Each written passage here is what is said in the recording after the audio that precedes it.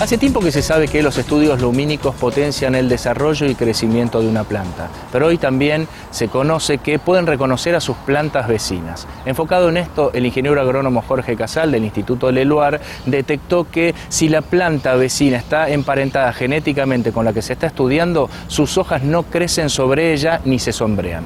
Ahora, ¿cómo esto puede cambiar genómicamente el desarrollo y el potencial de cultivos como trigo, soja, maíz y girasol? Lo develamos a continuación en AgroTV.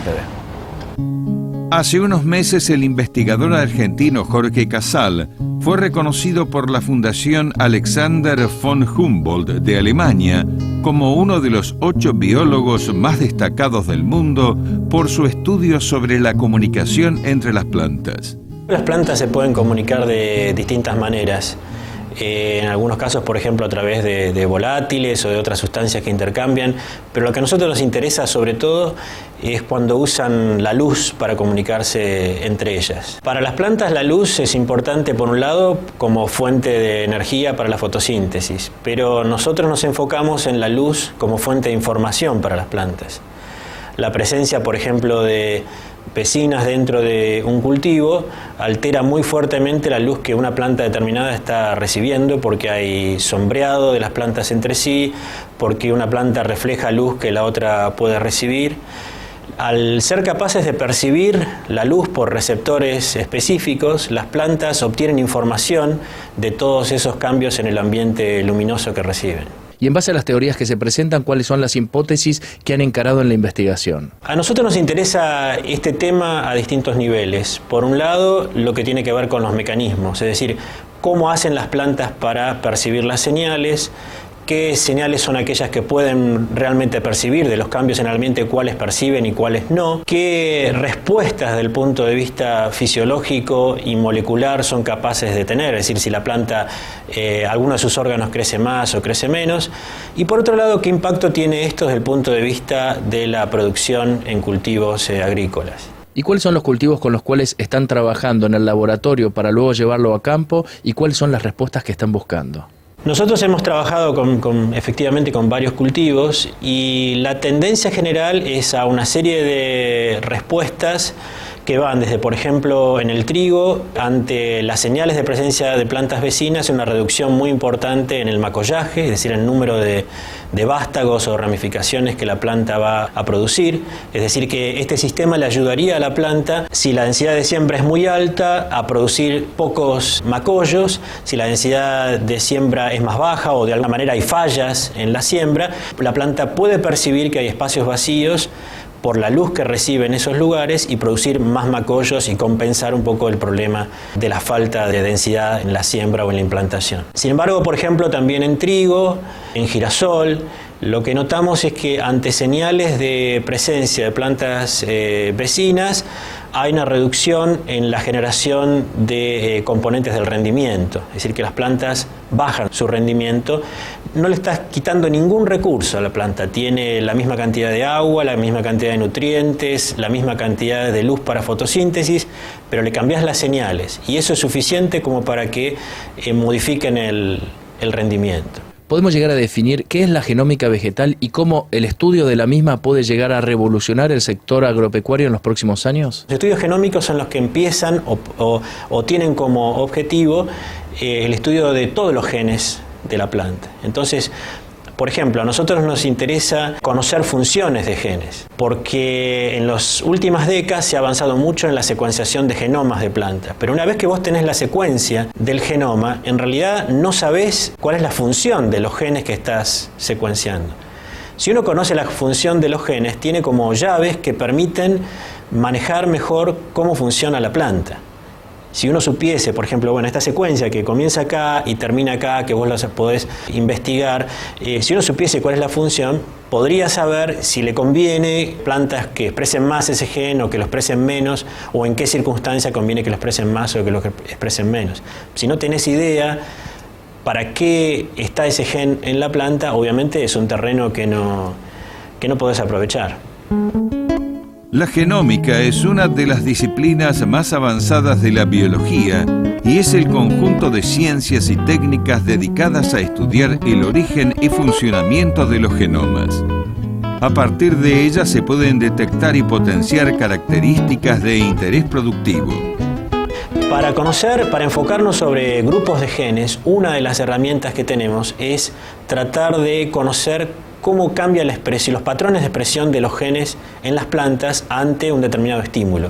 Por ejemplo, vos podés tener plantas sin señales de vecinas y plantas que están en condiciones similares, excepto que además tienen una señal de presencia de plantas vecinas, que nosotros le podemos dar experimentalmente. Y entonces preguntarse, ¿cuáles son los genes que no se estaban expresando mucho en la primera situación y que aumentan su expresión en la segunda o viceversa? Entonces, eso te da una idea de genes que potencialmente estén provocando la respuesta que vos podés ver, por ejemplo, a nivel del macollaje, a nivel de cuánto está creciendo el tallo, a nivel de qué está pasando con el número de granos en una espiga. Si uno lo pone en términos generales, las respuestas que tienen a la presencia de plantas vecinas, por un lado, podríamos llamarlas como respuestas que tienden a reducir el impacto del sombreado. Es decir, la planta se acomoda mejor en el cultivo y tiende a reducir el sombreado. Y otro grupo de respuestas que tienden a ajustarse al sombreado que la planta no puede evitar. La planta tiene reacciones que le permiten ajustarse mejor a eso. Por ejemplo, baja los gastos energéticos en el presupuesto, para ponerlo de alguna manera, en otros gastos como por ejemplo defensa contra insectos, patógenos. Nosotros hemos medido que por lo menos algunos órganos bajan mucho su tasa de respiración. La respiración es una manera de medir cuánta energía están consumiendo. Entonces, ante estas señales, las plantas pueden tener, por ejemplo, tallos más largos, pero hacen tallos relativamente más baratos, es decir, bajan la tasa de respiración, lo cual tiene bastante lógica, porque digamos, están haciendo un tallo más largo que le permite ubicarse mejor desde el punto de vista del espacio y de la llegada de la luz. Pero la realidad es que, por ejemplo, ese tallo no va a recibir mucha luz, no va a hacer mucha fotosíntesis. Bueno, entonces bajan la síntesis del aparato fotosintético en el tallo y gastan menos energéticamente, que es adecuado para una situación donde se les está acabando la luz que les llega, ¿no? Cambian también, por ejemplo, la densidad de estomas, que es el lugar por donde la planta intercambia gases con el ambiente. La planta pierde vapor de agua, transpira, y por eso es tan importante la disponibilidad de agua en los cultivos, y por ese mismo lugar entra el dióxido de carbono que fija en la fotosíntesis. El número de estomas que la planta tiene, por ejemplo, también es modificado en función de las señales que recibe de presencia o no de vecinas. Según lo que se vio, una planta que se siente atacada cambia su expresión de luz. Ahora, este cambio de color, ¿se puede llegar a detectar por medio de cámaras multiespectrales y reaccionar defensivamente? Una de las estrategias que uno se puede imaginar, más que cambiar el ambiente donde las plantas están creciendo, es cambiar la manera en que la planta responda a ese ambiente. Porque eso no necesariamente está optimizado para los cultivos. Las plantas, obviamente, antes de ser cultivadas, estuvieron muchas y muchas generaciones compitiendo entre sí en el ambiente natural, y en esas condiciones lo que se optimiza es el comportamiento individual de la planta, por lo menos en principio. Cuando vos las pones todas juntas en un cultivo, lo que tenés que optimizar es el funcionamiento del conjunto, que no necesariamente es que a una planta le vaya bien, sino que al conjunto le vaya bien. Entonces puede haber algunas respuestas de estas que son competitivas, muy útiles para el individuo, no necesariamente del todo buenas para la planta en su conjunto. El ARN juega un papel fundamental en la decodificación y expresión de los genes y cumple una función clave junto al ADN y las proteínas. Cuando uno habla del ADN, uno habla del genoma que la planta tiene. En pocas palabras, como el lugar donde está escrita la receta de cómo armar las proteínas que la planta va a usar en sus funciones. Por eso, por ejemplo, acá tenemos a Arabidopsis, que fue la primera planta secuenciada, y trabajamos mucho con Arabidopsis porque tiene un genoma reducido dentro de las plantas. Entonces, ¿qué ventaja tiene eso? Si vos tenés que averiguar funciones de genes, muchas de las funciones están en Arabidopsis. Obviamente todas, no vas a encontrar una espiga, es decir, hay otras cosas que te interesan y tenés que trabajar en otra especie. Pero mucho de lo básico lo encontrás acá. Y entonces, si vos querés averiguar funciones de los genes que las plantas tienen, podés usar una especie como esta. Parte de los genes se va a expresar en determinada parte de la planta y en determinado momento o ante determinado estímulo. ¿Eso cómo se ve? A partir del ADN se sintetiza el ARN, que es un compuesto intermedio entre el ADN y las proteínas. Parte después del ARN se va a transferir esa información hacia las proteínas, que son las que cumplen las funciones. Una manera de ver qué es lo que está pasando ante un determinado estímulo para estudiar cómo mejorar la respuesta de la planta es ver cuáles son los genes que se están expresando, es decir, cuál es el ARN que voy a encontrar. Y hemos avanzado mucho con técnicas que te permiten ver básicamente la expresión de casi todos los genes que tiene la planta. No alguno que se te ocurra, sino que puedes mirar todos. Es decir, y eso te lleva a sorpresas porque te aparecen cambios en algunos que no se te habían ocurrido por lo que uno sabe, lo que puede haber leído anteriormente y sospechar para un determinado caso. Es decir, que eso ha ayudado mucho a entender mejor la complejidad y la maravilla de las plantas, ¿no? Casal explica por qué es importante la transgénesis y advierte que existen formas naturales de modificar la expresión de los genes. La transgénesis es una manera de modificar la expresión de genes en plantas, pero no la única. Es decir, hay mucha variabilidad natural. ¿Eso qué quiere decir? Que para un determinado gen uno puede encontrar en poblaciones de materiales comerciales o en materiales que ya no se usen más, materiales antiguos, variantes de esos genes que están allí, que no son transgénicos y que uno puede introducir por cruzas, es decir, usar método muy tradicional. De hecho, por ejemplo, hoy en día muchos se quejan o nos quejamos diciendo, bueno, los tomates a veces son muy grandes, pero no tienen el sabor que uno hubiese esperado. ¿Por qué fue eso? Porque en realidad durante mucho tiempo se fueron seleccionando los tomates más grandes sin darse cuenta que al mismo tiempo se iban perdiendo características de sabor. ¿Qué se está haciendo ahora? Se están estudiando mucho los tomates antiguos, más chiquitos, que no son comerciales, o muchos de ellos no lo son, algunos ya lo son, para buscar genes allí que le devuelvan el sabor a los tomates que uno quiere tener en la mesa, ¿no? Y en base a la conjunción de nuevas tecnologías como la genómica, la robótica, la digitalización, ¿cómo visualiza usted la próxima revolución verde?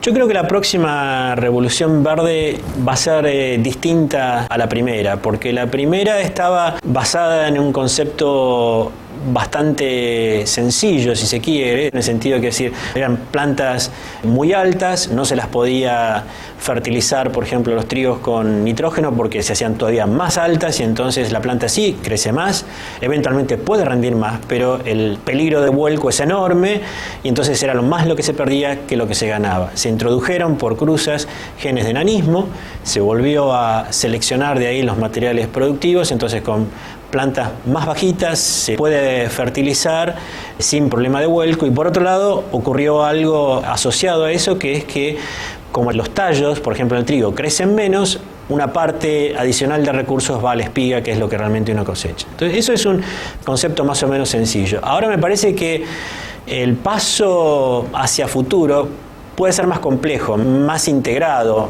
eventualmente hasta más gradual. Lo que tenemos que tratar de entender es la complejidad de la planta, cómo se vincula con su ambiente, entenderla mejor y modificar a partir de eso. Es decir, yo no creo que haya una cosa sola para mejorar que vaya a tener un cambio tan grande como ese. Creo que debería ser algo un poquito más integrado, que involucre gente que trabaja en las cuestiones más básicas, que sepa un poquito más de cómo son las redes de señales en el interior de la planta, es decir, cómo la planta usa la información y la procesa, gente que sepa qué pasa con los cultivos, con el manejo de los cultivos, cuáles son los problemas reales de los cultivos, y que se integre eso también con las cuestiones económicas y las cuestiones sociales. Porque podés tener todo esto y después tenés una sociedad que no le gustan los transgénicos y se te cayó. Tenés que enfocarlo por una otra manera que no involucre transgénicos y eso hoy en día se puede. El investigador explicó la importancia del estudio de genes y se refirió a la visión que la sociedad tiene de estas disciplinas. Investigar estos temas es importante porque el nivel con el cual crece la población humana a nivel mundial es muy acelerado en relación a la capacidad con que vamos aumentando por ahora con sistemas tradicionales el rendimiento de los cultivos. Entonces, hacia futuro necesitamos un salto muy importante en la capacidad de producir alimentos. Pero ahí no solamente estamos hablando de cantidades, sino que estamos hablando de calidades. Calidad del alimento y calidad del método de producción. Tenemos que ir hacia una agricultura sustentable, entonces uno tiene que mejorar la cantidad sin dañar el ambiente. Y eso es un desafío que requiere investigación porque es complejo. No hay una solución sencilla de la noche a la mañana, pero hay soluciones. Y el tema está en trabajar, integrar conocimiento de distintas fuentes, de distintos niveles de estudio, y seguramente vamos a encontrarle la vuelta.